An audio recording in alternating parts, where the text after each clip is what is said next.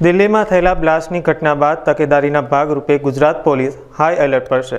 આ સંદર્ભમાં મોરબી જિલ્લામાં પણ સુરક્ષા વ્યવસ્થા સઘન બનાવવામાં આવી છે।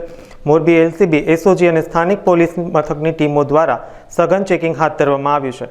ખાસ કરીને hotel, guest house, bus station, railway station તેમજ વધુ ભીડ રહેતી હોય તેવી તમામ સંવેદનશીલ જગ્યા પર તપાસ કરવામાં આવી રહી છે।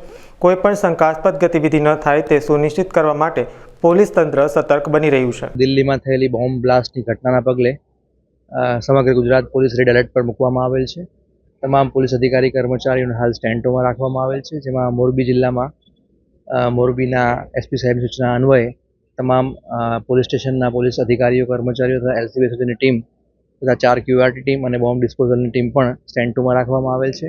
અને જે મોરબી જિલ્લામાં અગત્યના સ્થળો છે, જેવા કે ST bus stand, railway station વગેરે જગ્યાઓએ સઘન ચેકિંગ કરવામાં આવી રહેલ છે। આ ઉપરાંત દરેક પોલીસ સ્ટેશનમાં એક ચેકપોસ્ટ કાર્યરત કરવામાં આવેલ છે। ચેકપોસ્ટ ઉપર પણ વાહનોનું સઘન ચેકિંગ કરવામાં આવી રહેલ છે। આ ઉપરાંત જે નાની દરિયાઈ પટ્ટી મોરબી જિલ્લા નડીને આવેલી છે, જેમાં ખાસ કરીને નવલખી પોર્ટ અગત્યનું વાઇટલ ઇન્સ્ટોલેશન છે, ત્યાં આગળ પણ પોલીસ દ્વારા સઘન ચેકિંગ કરવામાં આવી રહેલ છે।